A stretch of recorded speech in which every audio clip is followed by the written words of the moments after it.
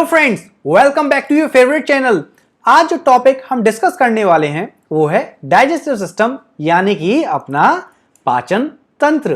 तो आज जो हम पाचन तंत्र का डिस्कशन करेंगे उससे पहले मैं ये आपको आश्वासन दे दूं कि अभी तक जो हम रटने वाला कॉन्सेप्ट लगाते आ रहे थे ना, वो हमें भूल जाना है, क्योंकि आज हम जैसे पढ़ेंगे वो बिल्कुल वही तरीका होगा। आपको लगेगा कि ये तो डेली लाइफ में रोज यूज करता हूं। तो चलिए स्टार्ट करते हैं अपना टॉपिक, पाचन तंत्र यानी कि डाइजेस्टिव सिस्टम। देखिए, जैसे ही आपने ये शब्द सुना पाचन तंत्र या डाइजेस्टिव सिस्टम, तो आपके दिमाग में क्या आया? आपके दिमाग में आया कि मैंने खाया, पिया और पचाया, है ना? लेकिन देखिए, एग्जैक्टली डाइजेस्टिव सिस्टम का मतलब है क्या? सिस्टम यानी कि ये एक वो प्रोसीजर है, एक वो सिस्टम है जिसमें हमें पाचन की बात करनी है, यानी कि डाइजेशन की बात करनी है। और पाचन का मतलब क्या होता है? देखिए, हम जो कुछ भी खाते हैं, जो कुछ भी पीते हैं, उसके अंदर अलग अलग मिनरल्स होते हैं, प्रोटीन्स होते हैं, है ना? आप अच्छे से जानते हैं। तो उस खाने की चीजों में से वसा को खींचना, कार्बोहाइड्रेट को लेना, इन सभी प्रक्रिया को हम पाचन कह दे रहे हैं। लेकिन ये सब तो हो गई किताबी भाषा। अब आपने जब भी डाइजेस्टिव सिस्टम पढ़ा होगा तो एक इमेज दिखी होगी, है ना? कौन सी इमेज दिखी होगी आपको? ये वाली। तो ये इमेज हमें समझाती क्या है? देखिए, आप खाने का कोई भी प्रोडक्ट ले लीजिए, कोई भी जो आपका फेवरेट हो। मैं एक एग्जांपल ले लेता हूं, डोसा। ठीक है, मैं डोसा के हिसाब से आपको एक्सप्लेनेशन करता हूं कि आज हमें क्या क्या टॉपिक पढ़ने हैं और किस सीक्वेंस में पढ़ने हैं। अब देखिए, सबसे पहले डोसा का आप निवाला रखेंगे तो आपका पाचन वहीं से स्टार्ट होगा। कौन सा पार्ट? आप सबसे पहले निवाला कहां रखेंगे? अपने माउथ में, यानी कि मुख में। मैंने जैसे ही निवाला अपने माउथ में रखा तो माउथ में सबसे पहले कौन सी चीज काम करी? यहां पर क्या मौजूद है? यहां पर मौजूद है टीथ, यानी कि मेरे दांत। और दांत क्या करेंगे? दांत चबाने का काम करेंगे। चबाने के बाद क्या होगा? एक मलबा शुरू हो चुका होगा, और जो मलबा है ना, उसके साथ यहां पर कुछ मिक्स होगा। क्या मिक्स होगा? यहां पर मिक्स होगी लार, यानी कि सलाइवा। और ये सलाइवा कहां से आएगा? ये सलाइवा आएगा आपका सलाइवरी ग्लैंड से। अब इस लार का फायदा क्या? मैंने जैसे डोसा खाया, अगर मान लीजिए वो गीला ना हो और मैं ऐसे निगल लूं तो क्या होगा? गले में अटक सकता है ना? दिक्कत होगी। तो ये लार क्या करती है? लार भोजन को चिकनाहट प्रदान करती है, और डिटेल में मैं अभी आपको बताऊंगा। तो सबसे पहला अपना टॉपिक जो डिस्कस करेंगे वो माउथ हो जाएगा। उसके बाद हम टीथ के बारे में पढ़ेंगे, फिर हम लार के बारे में पढ़ेंगे, जो कि चिकनाहट प्रदान करने के अलावा और भी कार्य करती है। अभी समझेंगे कैसे। अब खाना आपका यहां तक आ चुका है। अब गले में इस जगह एक भाग होता है, और वो भाग वही है जो आपने विक्स की एड में देखा है। आपने देखा है ना, विक्स की गोली लो, खिच खिच दूर करो। तो उसमें जो छोटा सा कीड़ा होता है जो पकड़ के लटका होता है, जो पार्ट, वही यहां पर मौजूद है, और इसी को हम यूवुला कहते हैं। अभी मैं आपको बताऊंगा यूवुला कहां मौजूद है? फेरिंग्स में, यानी कि ग्रसनी में। तो ये वाला पार्ट जो है उसे हम हिंदी में ग्रसनी कहते हैं। अब फेरिंग्स के बाद खाना कहां आएगा? इस पाइप में। ये जो पाइप है इसे मैं क्या कहता हूं? इसे मैं फूड पाइप भी कह सकता हूं और ईसोफेगस भी कह सकता हूं, और हिंदी में से कहते हैं ग्रास नाल। तो ग्रास नाल से जब भोजन आता है वो कहां पहुंचता है? सीधे अपने पेट में। ये हो गया मेरा स्टमक, यानी कि मेरा पेट। पेट में क्या होता है? पेट में 3 से 4 घंटे रहता है खाना, और पेट में 3 से 4 घंटे के रहने के बाद वो पहुंचता है कहां? छोटी आंत में। और जो छोटी आंत है ना, ये 3 भाग में है, ड्यूडेनम, जूजनम और इलियम। इसके बाद हमारा जो भोजन है इसमें 2 कार्य हो रहे होते हैं। एक तो पेंक्रियास से अलग अलग जूसेस आ रहे होते हैं, इधर लिवर से हमारा बाइल जूस यानी कि पित्त रस आ रहा होता है। ये सब जब अपना प्रक्रिया चल रही होती है, उसके बाद खाना पहुंचता है अपनी बड़ी आंत में, यानी कि अपनी लार्ज इंटेस्टाइन में। लार्ज इंटेस्टाइन में खाना अपना पूरा का पूरा पाचन खत्म कर लेता है, और अंत में जो वेस्ट बचता है, यानी कि जो भोजन हमारे किसी कार्य का नहीं है, हमारे किसी काम का नहीं है, वो एनस या फिर गुदा द्वार द्वारा निष्कासित कर दिया जाता है। ठीक, तो अब इतनी लंबी चौड़ी प्रोसेस में बीच में क्या हुआ? हमें यहां पर बीच में वसा मिला, है ना, कार्बोहाइड्रेट मिला, और ये सब कैसे कैसे मिले, तो हम वो सब एक एक स्टेप में समझेंगे अब। ठीक है, तो स्टार्ट करते हैं अपना पहला पॉइंट। सबसे पहले हम बात कर लेते हैं एलिमेंट्री कैनाल की, जिसके अंदर सब कुछ क्या आ जाएगा। सबसे पहले मैंने बोला था माउथ डिस्कस करेंगे, फिर दांत, फेरिंग्स, ईसोफेगस, स्टमक, छोटी आंत यानी कि small intestine, pancreas, liver, large intestine and finally we will discuss anus मतलब अपना गुदाद्वार। तो स्टार्ट करते हैं पहले भाग से, माउथ यानी कि अपना मुख। देखिए जो माउथ है ना हमारा, इसके अंदर 3 जोड़ी लार ग्रंथियां हैं, मतलब 3 पेयर में क्या मौजूद है, 3 पेयर में मौजूद है सलाइवरी ग्लैंड। और सिंपल सी बात है, मैंने अभी आपको बताया था सलाइवरी ग्लैंड से क्या निकलता है, सलाइवा। और ये सलाइवा किस काम आता है, ये सलाइवा काम करता है भोजन को पचाने में, लेकिन यहां पर कुछ एंजाइम्स भी मौजूद हैं। अब ये जो शब्द आया एंजाइम, ये क्या करता है, ये जो एंजाइम है ना, ये भोजन को पचवाने में मदद करता है। तो अब माउथ में कौन कौन से एंजाइम मौजूद होंगे, लार में जो मौजूद है एंजाइम वो कौन से हैं, यहां पर मौजूद है टाइलिन। ठीक है, टाइलिन के अलावा यहां पर और भी एंजाइम्स हैं, कौन कौन से हैं वो, एमाइलेज। ठीक, अभी जो टाइलिन और एमाइलेज हैं ये क्या करते हैं, ये हमारा कार्बोहाइड्रेट पार्ट का पाचन करते हैं, मतलब जो कार्बोहाइड्रेट होता है ना उसको पचाते हैं। ठीक, हमने जो कुछ भी खाया उसमें से मतलब आपको कार्बोहाइड्रेट वाला पार्ट मिल जाना है। अब इसके अलावा एक और एंजाइम होता है, वो कौन सा होता है, वो एंजाइम है आपका लाइसोजाइम। और आप इस एंजाइम का काम आप देखिएगा, आपने कई बार देखा होगा कि डॉगीज है ना, यानी कि स्ट्रे डॉग्स, आपने कई बार देखा उन्हें खुजली हो जाती है। तो खुजली हो जाती है वो अपने आप ठीक कैसे हो जाती है, वो अपने आप ठीक इसलिए हो जाती है क्योंकि जो एंजाइम है ना, ये लाइसोजाइम एंजाइम क्या करता है, ये बैक्टीरियाज को मारने का काम करता है, मतलब जीवाणुओं को नष्ट करता है। तो ये हो गए आपके इंपॉर्टेंट काम, किसमें, माउथ में। आपने जब खाना खाया तो गीला किससे हो रहा है, सलाइवरी ग्लैंड के सलाइवा से, यानी कि आपकी लार से। और साथ में क्या भी हो गया, साथ में कार्बोहाइड्रेट का पाचन भी हो गया, और उसमें कोई जीवाणु अगर विषाणु है, बैक्टीरियाज हैं, तो उनको वो नष्ट भी कर देता है। अब बात कर लेते हैं हम टीथ की, यानी कि दांत। आप अच्छे से जानते हैं जो दांत होते हैं वो 4 प्रकार के हैं, कौन कौन से, प्रीमोलर्स है ना, मोलर्स, और उसके अलावा इंसिजर्स और कैनाइंस। ये 4 तरह के दांत होते हैं। हम जानते हैं कौन कौन से, चवर्णक, अग्रचवर्णक, रधनक, कृतनक, है ना। तो ये जो 4 प्रकार के दांत हैं ये क्या करते हैं, ये भोजन को कोई काटने में काम करता है, कोई पीसने में काम करता है। लेकिन एग्जामिनेशन में जो क्वेश्चन पूछ लिया जाता है वो ये पूछ लिया जाता है बच्चों में कितने दांत पाए जाते हैं। तो याद रखिएगा बच्चों में होते हैं 20 दांत। और 20 दांत का मतलब क्या, ये हैं आपके मिल्क टीथ, जो कि टूटने के बाद फिर दोबारा आते हैं, है ना। ठीक, और वयस्कों में कितने दांत होते हैं, आप छूटते ही आंसर देंगे कितना, 32, लेकिन असलियत में वो 32 दांत नहीं, ऑन एन एवरेज 28 होते हैं। लेकिन हाँ, जो एक्स्ट्रा दांत हो गए, अब कितने बचे, 4, उन्हें हम बोलते हैं विजडम टूथ, यानी कि अक्ल दाढ़, है ना, आपने अच्छे से सुना होगा। लेकिन उससे ज्यादा इंपॉर्टेंट पॉइंट जो है वो ये है, जो एग्जामिनेशन में पूछा जाता है कि जो दांतों की लेयर होती है ना, वो किस चीज की बनी होती है। और याद रखिएगा ये सबसे कठोर भाग होता है, हार्डेस्ट पार्ट, और इसे हम क्या कहते हैं, इस भाग को हम बोलते हैं इनेमल। तो याद रखिएगा दांतों की जो कवरिंग होती है वो होती है इनेमल की। तो ये हैं आपके इंपॉर्टेंट क्वेश्चन जो दांतों से पूछ लिए जाते हैं। अब हम बढ़ते हैं आगे। अब बात आती है फेरिंग्स की। मैंने अभी आपको एग्जांपल दिया था विक्स की गोली वाला, है ना। तो आप जब अपना माउथ ओपन करके भी देखेंगे तो आपको एक खाल का टुकड़ा छोटा सा लटका सा दिखाई देगा। और इसका काम क्या होता है, ये जो छोटा सा टुकड़ा होता है ना, इसे हम बोलते हैं काकलक, और इंग्लिश में कहते हैं यूविला, UVULA। और ये यूविला क्या करता है, इसका काम होता है जब आप भोजन कर रहे हैं या पानी पी रहे हैं तो जितने भी होल्स होंगे अंदर, वो सभी होल्स क्लोज कर देगा और केवल एक होल ओपन करके रखेगा। अगर आप खाना खा रहे हैं तो खाना खाने वाले भाग में आपका खाना जाएगा, अगर आप सांस ले रहे हैं तो आपका सांस वाले भाग में सांस जाएगी। मतलब ऐसा कभी नहीं होगा कि आप पानी भी पी रहे हैं और सांस भी ले रहे हैं, आप ट्राई करके देखिएगा, पॉसिबल नहीं है।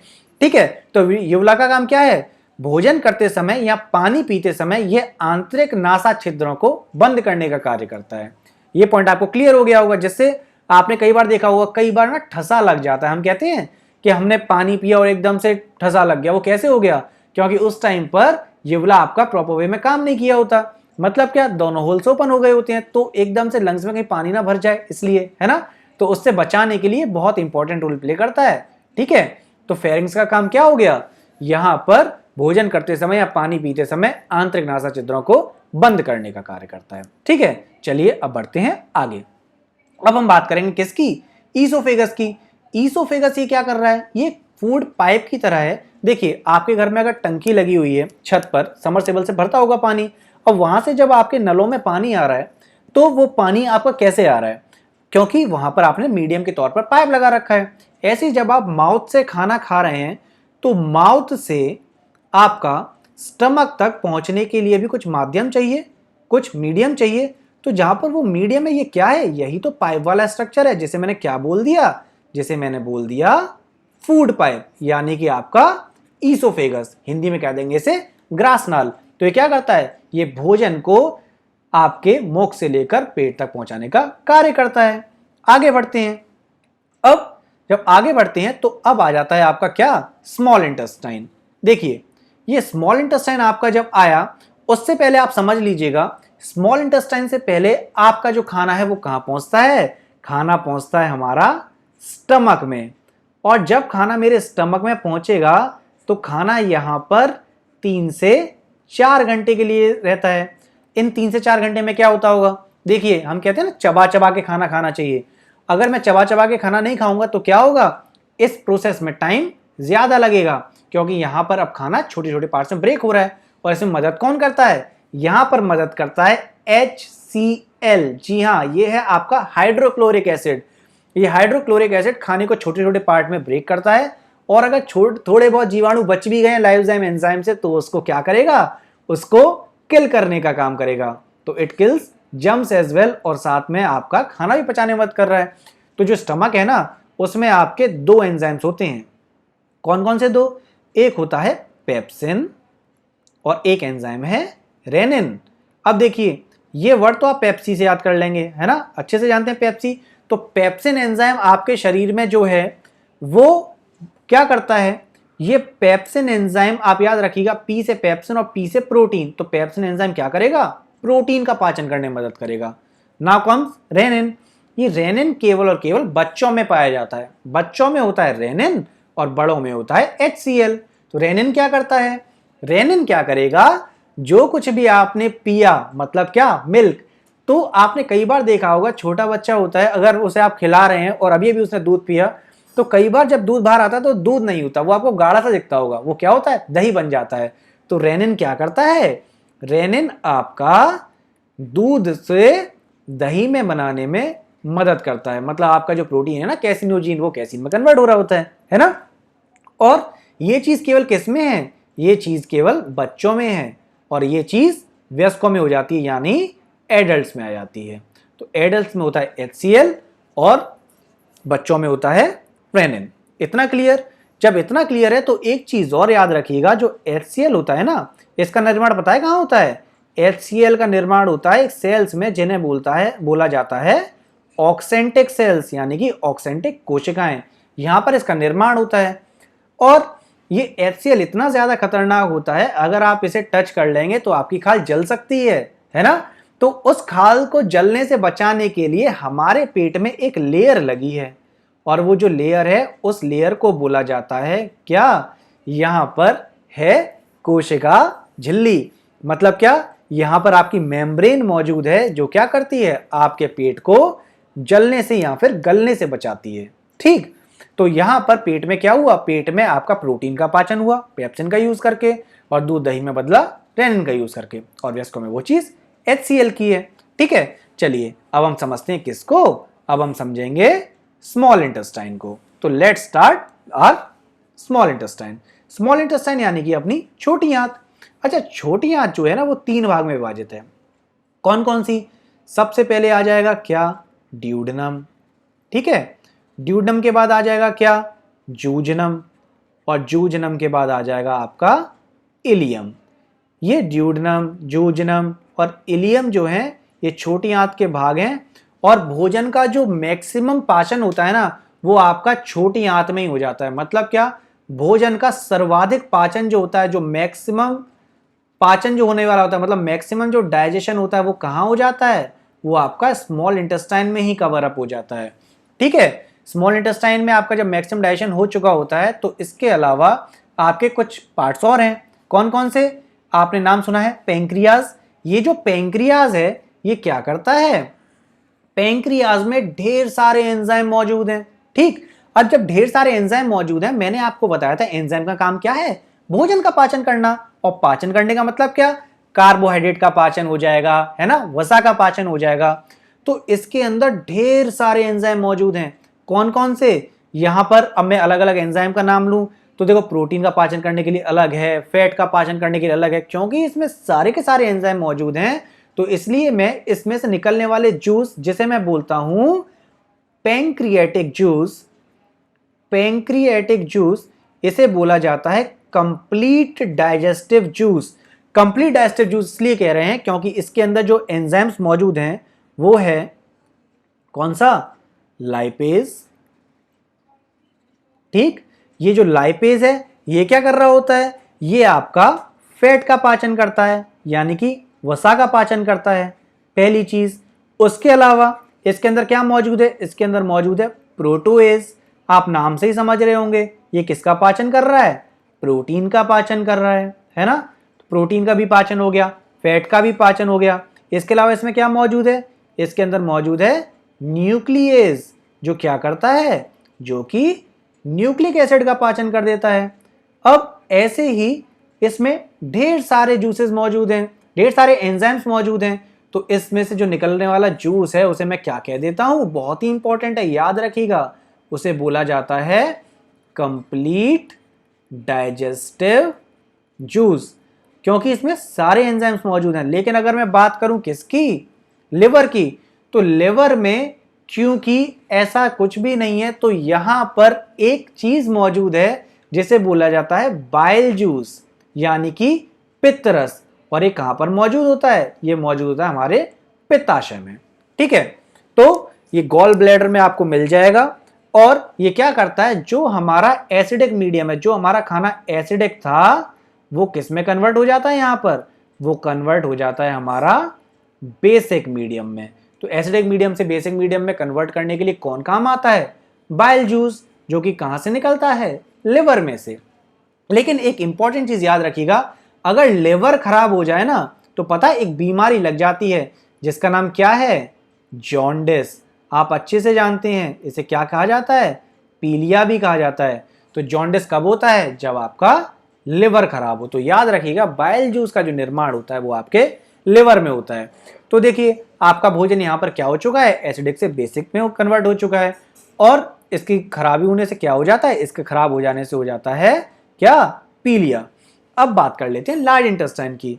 देखिए छोटी आंत और बड़ी आंत के मिलन स्तर पर ना एक भाग होता है जिसे मैं बोलता हूं वर्मी फॉर्म अपेंडिक्स। अभी जो वर्मी फॉर्म अपेंडिक्स है ना, ये जो है ये वो एरिया है जहां पर छोटी आंत और बड़ी आंत मिलती हैं। इसके अलावा इसमें एक चीज और पाई जाती है जिसे बोला जाता है ई कोलाई। अभी ई कोलाई क्या चीज है? ई कोलाई आपके वो छोटे छोटे ऑर्गेनिज्म हैं जो कि मेरे लार्ज इंटेस्टाइन में, आपके लार्ज इंटेस्टाइन में मौजूद हैं, जिनका काम होता है भोजन का पाचन करना। तो ये डाइजेशन में हेल्प करते हैं। तो कुल मिला के छोटी आंत में देखिए मैंने बताया था मैक्सिमम डाइजेशन हो ही चुका होता है। यहाँ पर बचा कुछ भाग, जैसे पानी हो गया, कुछ मिनरल्स बचे, वो डाइजेशन होने के बाद आपकी डाइजेशन प्रोसेस यहाँ पर खत्म हो जाती है। और अब इसके बाद क्या बचता है? इसके बाद बचता है सिर्फ और सिर्फ वेस्ट। अब सिंपल सी बात है, मैं वेस्ट अपने शरीर में तो रखूंगा नहीं, तो जो वेस्ट है उसे शरीर से बाहर निकालना है। अभी शरीर में से बाहर कैसे निकलेगा? शरीर में से बाहर निकालने के लिए मेरे पास एक शरीर में अंग है जिसे मैं बोलता हूं एनस, या फिर इसे बोल दिया जाता है गुदा द्वार। तो क्या होता है, लार्ज इंटेस्टाइन के बाद जो मेरा भोजन है वो कुछ देर के लिए रेक्टम में रहता है, जिसे हिंदी में बोलते हैं मलाशय, और अंत में गुदा द्वार द्वारा यानी कि एनस के द्वारा क्या हो जाता है? पास आउट कर दिया जाता है या फिर एक्सक्रीट कर दिया जाता है। तो यहां पर क्या हुआ है? यहां पर जो मेरा वेस्ट प्रोडक्ट था वो मेरा पास आउट हो गया, और जो जो जरूरी चीजें थी जो कि मैंने अभी समझ लिया कौन कौन सी, फैट चाहिए थे, मुझे कार्बोहाइड्रेट चाहिए थे, अलग अलग मिनरल चाहिए थे, वो मेरे शरीर को लग चुके हैं और जो वेस्ट प्रोडक्ट है वो मेरे शरीर में से बाहर निकल चुका है। तो ये होती है पूरी की पूरी प्रोसेस जिससे मेरा खाना जो है वो अच्छे से पच जाता है और शरीर में जैसी जिसकी जरूरत है उसका यूटिलाइजेशन हो जाता है। तो डाइजेशन अगर आपसे आज के बाद कोई पूछे तो ये मत कहिएगा खाया पिया और निकाला, नहीं, आपने जो कुछ भी खाया है उसमें से जरूरी तत्व जैसे कि फैट, मिनरल्स, अलग अलग इंपॉर्टेंट चीजें जो अवशोषित हो जाती हैं असलियत में वो पाचन है ना। तो ये थी अपनी डाइजेशन की प्रोसेस। अब हम डिस्कस करते हैं कुछ प्रीवियस ईयर के इंपॉर्टेंट क्वेश्चंस। देखिए पहला ही क्वेश्चन क्या है, where does maximum digestion occurs in a body. ये क्वेश्चन आपका यूपीपीसीएस 1991 और आरआरबी-एसएम 2006 में पूछा गया था और मैंने आपको बताया था सबसे ज्यादा डाइजेशन कहां पर हो जाता है, सबसे ज्यादा डाइजेशन हो जाता है मेरी छोटी आंत वाले भाग में। इतना क्लियर है? इतना जब क्लियर है तो अब बढ़ते हैं अगले क्वेश्चन की ओर। अगला क्वेश्चन क्या कहता है, अगला क्वेश्चन मुझसे कह रहा है which among us is not a part of digestive system. देखिए ये एसएससी 2002 में पूछा गया है और अभी हमने डाइजेस्टिव सिस्टम अभी डिस्कस किया। हमने क्या क्या पढ़ा था, लिवर पढ़ा था जिसमें हमने क्या डिस्कस किया था, बाइल जूस के बारे में, है ना। पेंक्रियाज पढ़ा था जिसमें हमने पढ़ा था कि इसमें पेंक्रियाटिक जूस है, इसमें सब टाइप के जूस है, इसलिए हमने कंप्लीट डाइजेस्टिव जूस कहा था। फिर इंटेस्टाइन भी पढ़े थे मैंने, छोटे और बड़े इंटेस्टाइन, है ना। लेकिन मैंने क्या नहीं पढ़ा, कॉर्निया। लेकिन मैं आपको बता दूं ये जो कॉर्निया है ये आपका आंख वाला भाग है। तो कुल मिला के इसका जो सही आंसर होगा वो क्या होगा, सी, यानी कि कॉर्निया। जो कॉर्निया है ना वो मेरे पाचन का या मेरे डाइजेस्टिव सिस्टम का भाग नहीं है। चलिए बढ़ते हैं अगले क्वेश्चन की ओर। अब अगला क्वेश्चन कह रहा है which enzyme is present in saliva. Saliva में इनमें से कौन सा एंजाइम मौजूद है। देखिए ये आपका आरआरबी 2005 का और बीपीएससी 2009 का क्वेश्चन है। तो इसमें से जो करेक्ट आंसर है वो क्या है, करेक्ट आंसर है इसका टाइलिन। आपको मैंने ये टॉपिक के स्टार्टिंग में ही बताया था। चलिए अगला question, saliva helps in whose digestion. तो ये क्वेश्चन आप देख रहे हैं ये किस में आ रखा है, आरआरबी 2002 में पूछा है, एसएससी 2011 में और आरएएस 2012 में। तो जो सलाइवा है वो आपका स्टार्च के डाइजेशन में मदद करता है। तो देखिए ये थे आपके प्रीवियस ईयर के क्वेश्चंस और मैक्सिमम क्वेश्चंस आपको इसी लेक्चर में से मिल जाएंगे। बहुत ही इंपॉर्टेंट लेक्चर था। तो प्लीज जुड़े रहिए अपने चैनल के साथ। Thanking you for watching this video. Thank you, thanks a lot.